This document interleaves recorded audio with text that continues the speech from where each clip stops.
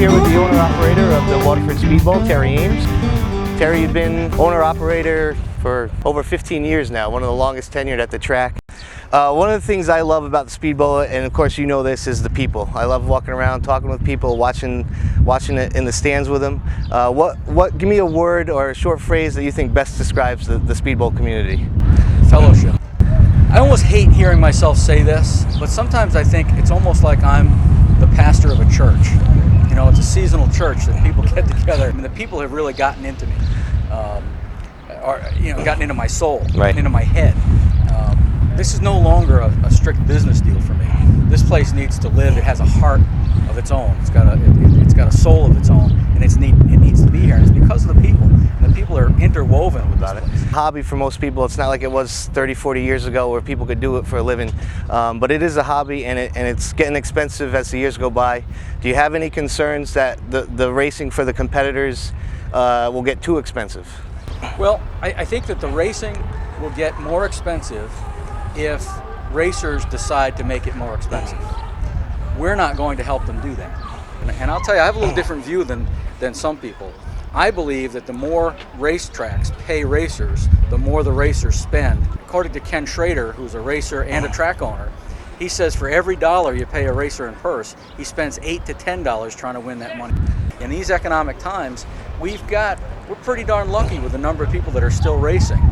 You know, it's not like it was in 2002. Right. We have stuck by the same rule book year in and year out, and I think people are gravitating towards divisions where they can run yesterday's equipment and build it themselves and keep it running themselves, and that's why you've got the help in the mini stocks and the street stocks and the Wednesday program, the X cars and the Super X cars.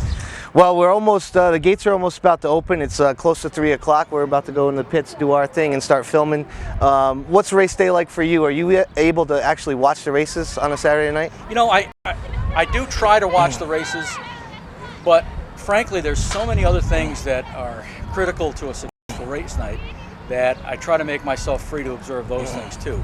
And because I've got such a great group of race officials headed by a great race director, I can let that go. Presently what I do is I try to pick a feature every night that I'm going to watch. Well, we appreciate you taking some time with us. We appreciate how you let us run around the track and do our thing. We're so fortunate that you're here running around doing your thing. I mean, it's part of the reason why the place is going to survive.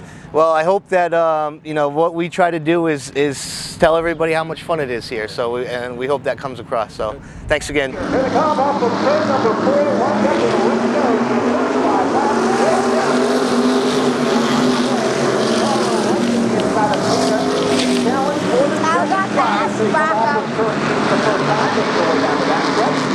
Rocco rounding out the front four. They come off the corner. A lot of side by side.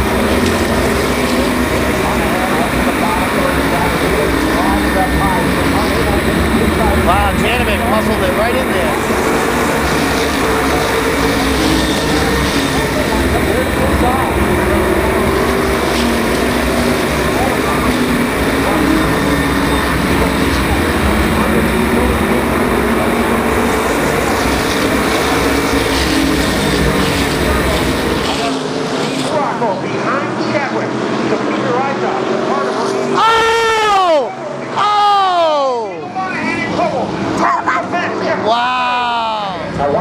For Diego Monahan as that car climbs the wall. You can see the marks. With an in-car in Diego's car. Turn number 2. That's right.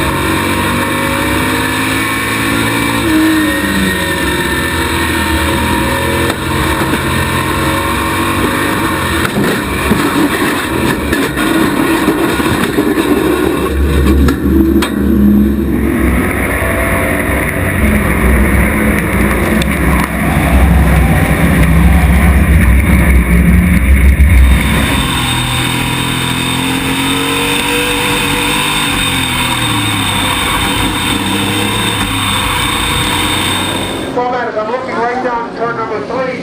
Diego slamming the gloves off his machine. Smoke building up from the front end. That's Keith Rocco. It seemed like he got caught on the front end and that just threw him right. Uh-oh. Let's see what we got going on here. Well, we saw the sparks and it doesn't take you long to see what short track racing is all about. As 4 cars were battling for position. interesting match to hear the. That's probably the last time Diego will let us put an in-car in there.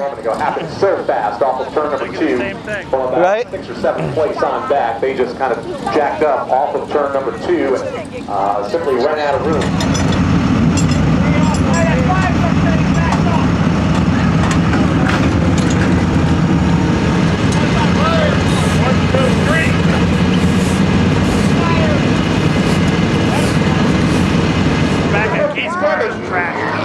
Yeah, I saw that. Yeah, he's moved into turn. Walkie-talkie, they stopped. Huh? It just talked. And we talked a moment ago. Yo, did you just ring? Yeah. What's up? Hey, Greg Moran just took Diego's car to their race shop.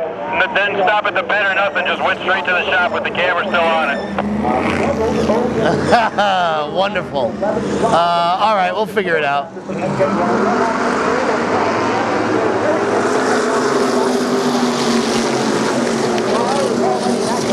By the time they get to turn 2, Oh, Moochie having some problems. Wow, 3 wide. Whoa!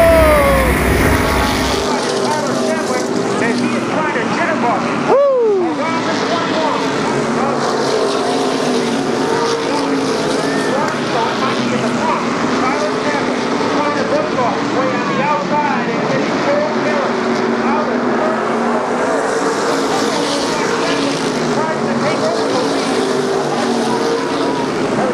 Oh, battle for the lead, gonna get good.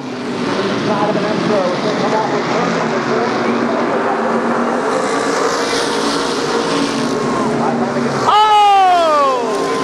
Wow! That was a good save by Tyler.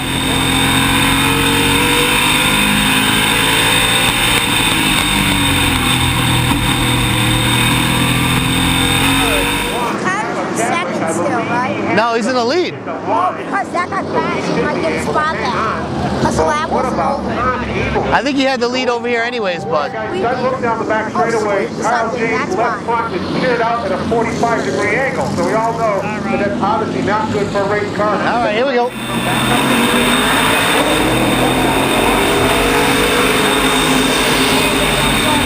Trying to duck into second.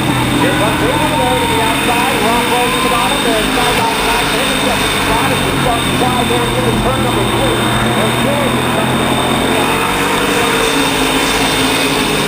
Out to the outside comes Janovic trying to make it stick as they thunder their way down the back stretch. Wow. Right?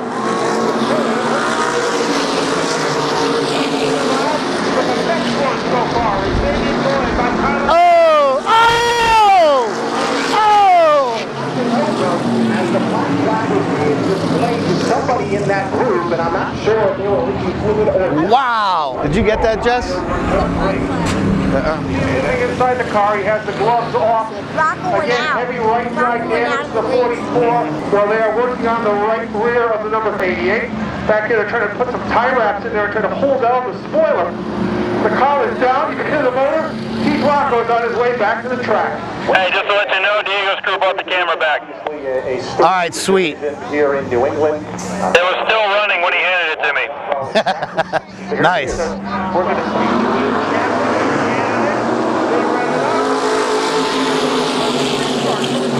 Car. He leads by a car length by the time they get to turn 2. Eaton pulls up alongside and challenge for the second spot on Rob Janovic. Morgillo slides backwards to the outside lane with Jeff Fair in the rear.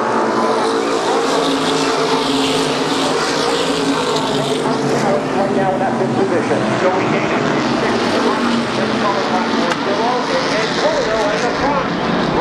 Oh boy.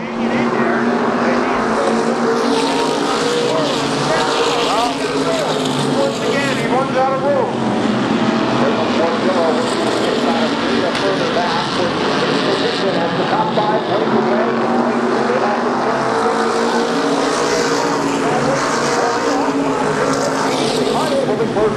But Janovic all over him. Janovic has to keep the car down low. He knows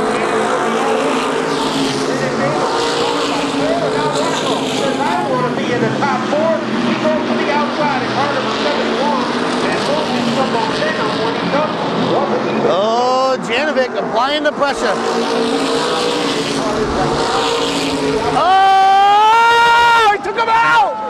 Wow! Wow! Chadwick against the wall.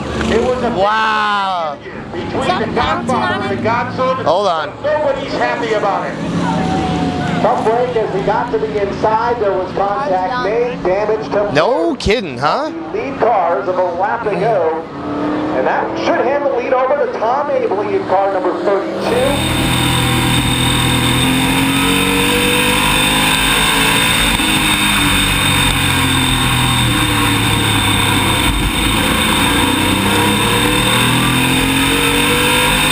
Stay by those pit stalls, brother. So very costly. Catching some action here.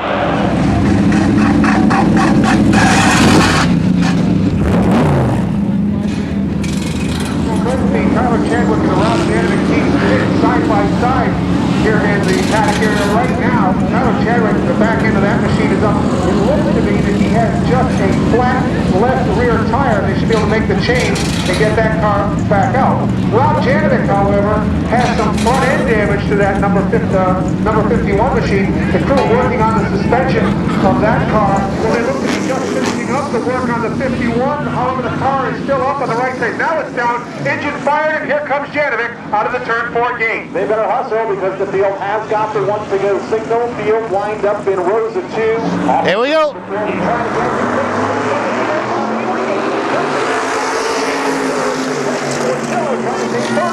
Jeff Paul. What a performance. On the attack, on the prowl, outside of Abele. Abele is going to have to hold on.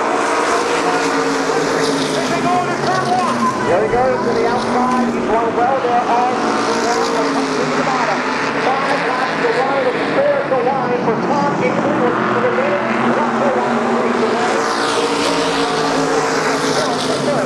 The bumper is damaged. The right rear of the car is damaged.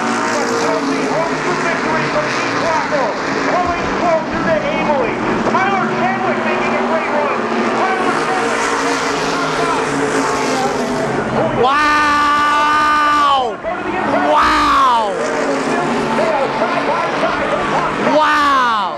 miracle as he goes in front. 2 laps to go. Craziness! Craziness!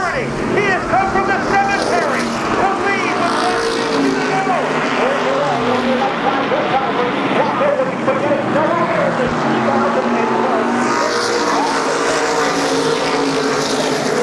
trying to fend off Paul.